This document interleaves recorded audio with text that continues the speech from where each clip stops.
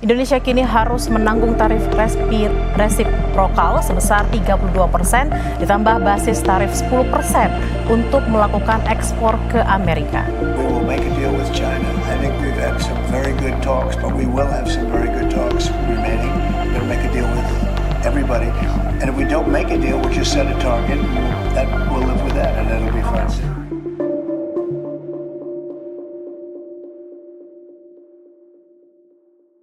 Hai teman-teman semuanya, balik lagi bareng saya Ari di channel Kontaineran ID, channel yang paling jujur membahas soal ekspor dan impor. Oke, di video kali ini kita mau ngebahas tema atau topik yang sangat menarik nih, lagi hot beberapa hari terakhir, yaitu tentang kebijakan Presiden Trump yang menaikkan tarif secara gila-gilaan untuk 60 lebih negara. Indonesia juga kena sebesar 32%. Mengapa Indonesia bisa sampai kena? Apa alasannya? Dan kenapa harus 32%? Angkanya itu dari mana? Nah, kita bahas di video kita kali ini. Pada 1 April 2025, Presiden Trump mengumumkan kebijakan tarif dasar sebesar 10% untuk semua produk impor. Dan mulai 3 April 2025 dikenakan tambahan tarif sebesar 22% untuk negara-negara tertentu termasuk Indonesia. Mengapa Indonesia? Di sini pemerintah Amerika Serikat menilai adanya praktik perdagangan tidak adil dari beberapa negara mitra, termasuk surplus perdagangan Indonesia dan Amerika Serikat. Selain itu, beberapa sektor seperti tekstil, produk pertanian, dan elektronik dianggap memberikan ancaman terhadap industri dalam negeri Amerika Serikat. Oke, jika alasannya seperti itu, lalu kenapa sampai dengan 32%? Angka 32% itu dari mana? Menurut laporan dari Gedung Putih, angka 32% ini adalah bentuk reciprocal tarif atau tarif timbal balik atau tarif balasan.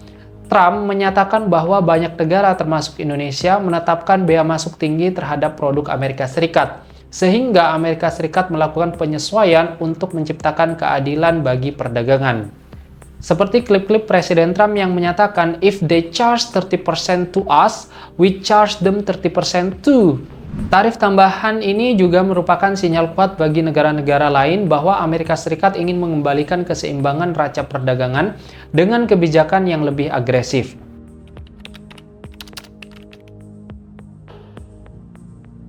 Lalu bagaimana dampaknya untuk Indonesia dan Amerika Serikat? Sebelum kita membahas dampak ekonominya, kita akan informasikan timeline kejadiannya. Ini bermula dari 2 April 2025, pemerintah Amerika Serikat menerapkan tarif tambahan 32% untuk Indonesia dan kenaikan tarif untuk negara lain dengan surplus dagang terhadap Amerika Serikat.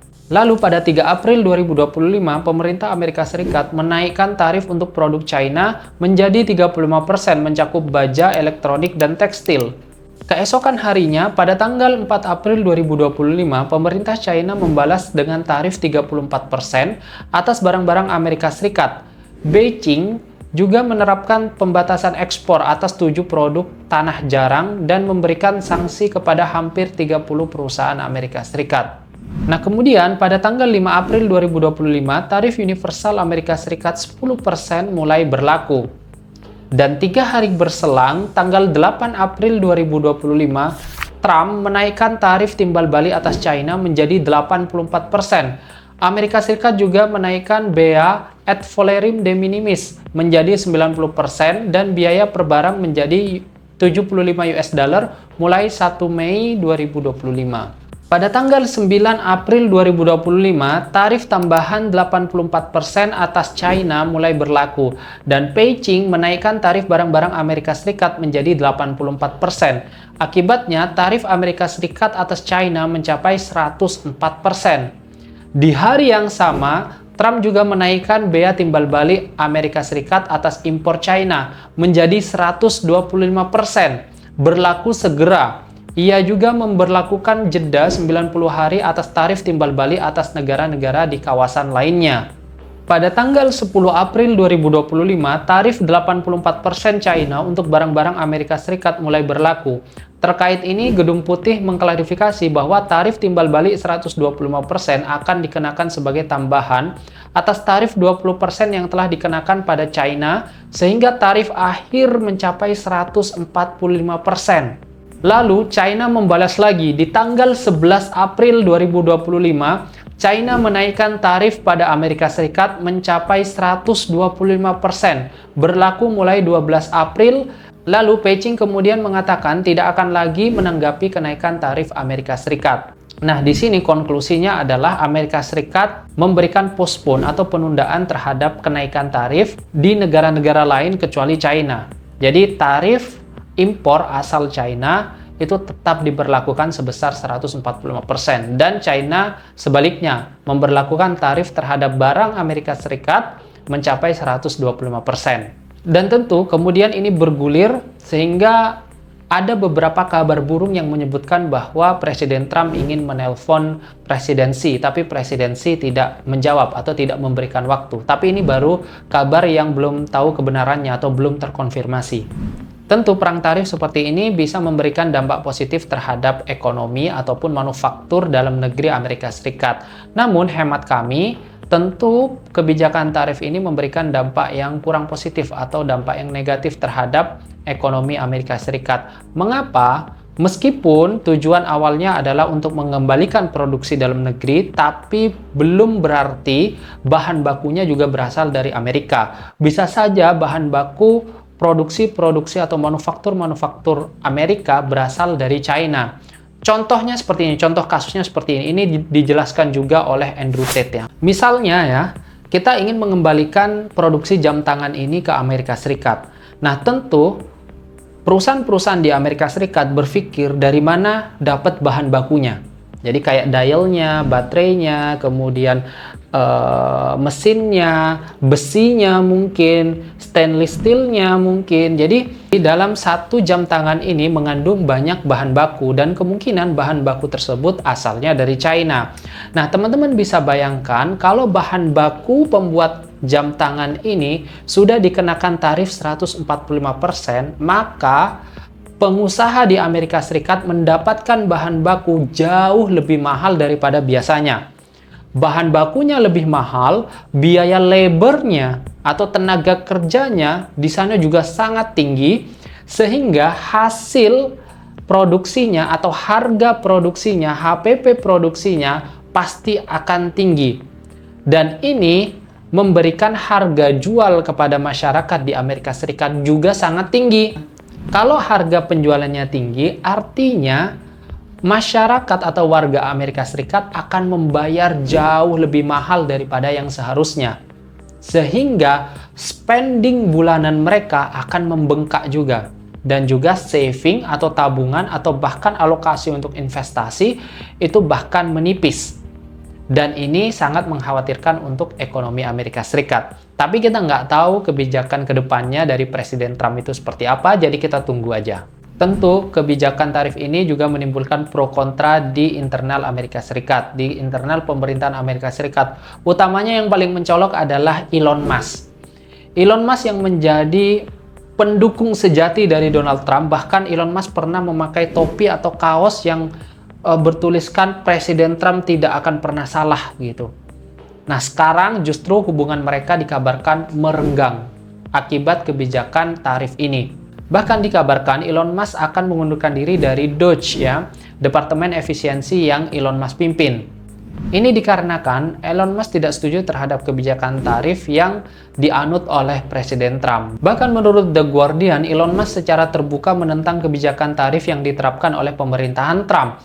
Ia percaya bahwa tarif tersebut dapat merugikan perusahaan-perusahaan Amerika, termasuk Tesla, yang bergantung pada rantai pasokan global. Elon Musk bahkan menyarankan agar Amerika Serikat dan Uni Eropa mengadopsi sistem perdagangan bebas tanpa tarif. Ini sangat bertolak belakang. Trump perang dagang, Elon Musk ingin 0% tarifnya. Free, bebas tarif. Nah, ini dua hal yang sangat bertentangan sehingga mungkin dalam waktu dekat kita tidak akan melihat Presiden Trump dan Elon Musk bersama.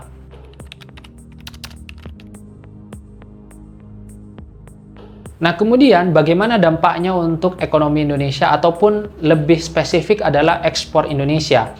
Nah, teman-teman perlu ketahui bahwa Amerika Serikat ini merupakan negara tujuan ekspor produk-produk Indonesia yang kedua di dunia. Jadi yang pertama adalah negara tujuan ekspornya China ya. Kalau produk Indonesia diekspor nomor 1 itu pembelinya China, nomor 2 adalah Amerika Serikat. Jadi di sini teman-teman bisa bayangkan ya betapa pentingnya Amerika Serikat untuk membeli produk-produk Indonesia.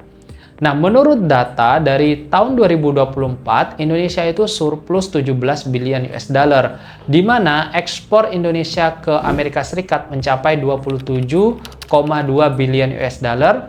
Produk-produk yang diekspor adalah seperti palm oil, tekstil dan pakaian, alas kaki, karet, furniture, kopi, dan udang beku, serta produk-produk lainnya. Sedangkan Indonesia mengimpor produk dari Amerika Serikat senilai 10,3 billion US dollar, di mana produk yang diimpor dari Amerika Serikat adalah mesin industri, pesawat terbang, kedelai, kapas, dan produk farmasi. Nah, kemudian apa dampaknya untuk ekspor Indonesia? Pasti ya teman-teman ya, namanya tarif naik, harga makin mahal, pasti buyer akan hold, wait and see, seperti apa kebijakan berikutnya. Potensi ekspor Indonesia terhadap Amerika Serikat itu pasti akan menurun. Produk seperti kayu lapis atau plywood, karet, tekstil, kopi, dan kakao akan menjadi lebih mahal di pasar Amerika Serikat. Dan tentu ini akan menjadi potensi pengurangan permintaan dari buyer Amerika Serikat.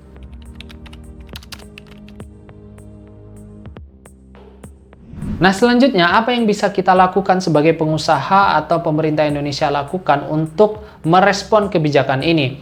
Pertama, tentu adalah negosiasi. Negosiasi bilateral ini sangat diperlukan.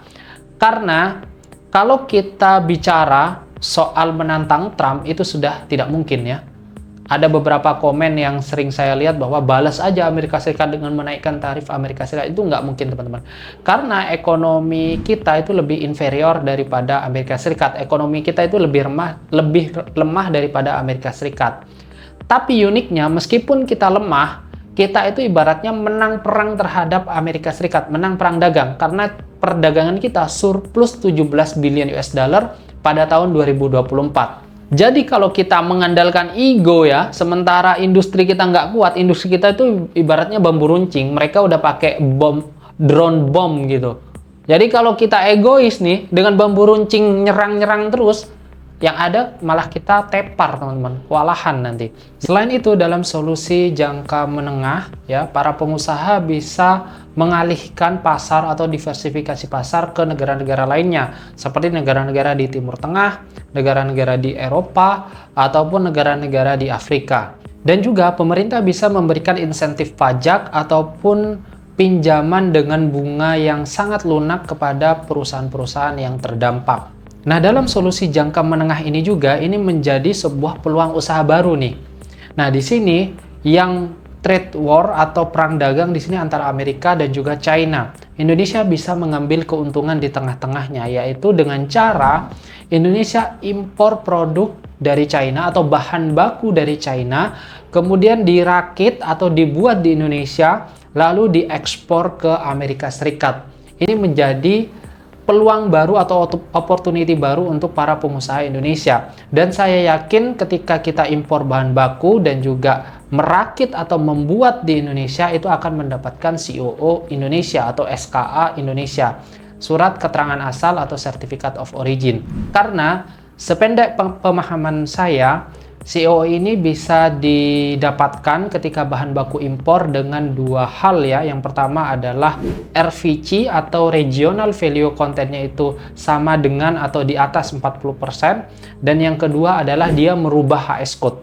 Jadi misalkan bahan baku HS code awalnya A, kemudian ketika sudah dibuat menjadi produk jadi atau setengah jadi, dia berubah HS code-nya. Nah, itu sudah mendapatkan treatment produksi atau manufacturing ya, sehingga layak untuk mendapatkan COO atau SKA asal Indonesia. Nah, jadi peluang baru kan untuk kita. Jadi bisnis itu never sleep, teman-teman. Kadang ada kejadian yang menyakitkan, itu justru menjadi peluang usaha baru untuk kita, asal kita jeli untuk melihat potensinya atau opportunity-nya. Nah, selanjutnya untuk solusi jangka panjang ini mungkin hanya bisa dilakukan oleh pemerintah ya, yaitu untuk mempercepat perjanjian dagang dengan negara-negara lain. Seperti misalkan di negara-negara Teluk, negara-negara Timur Tengah. Setahu saya masih belum ada perjanjian dagangnya, sehingga pemerintah bisa untuk segera merealisasikan perjanjian dagang dengan negara-negara tersebut, sehingga produk Indonesia bisa jadi jauh lebih mudah, jauh lebih murah, dan juga bisa menyerap produk Indonesia sebesar-besarnya.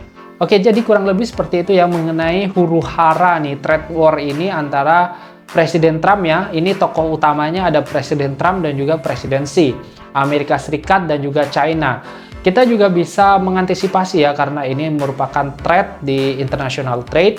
Jadi kita bisa mengantisipasi saja, dan bahkan ini bisa menjadi opportunity baru, opportunity bisnis baru untuk pengusaha-pengusaha di Indonesia.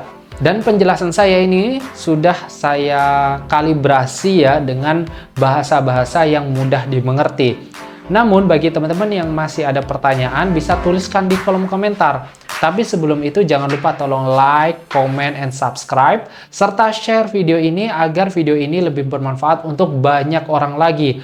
Terima kasih banyak sudah menonton video kali ini, sampai jumpa di video berikutnya, and bye!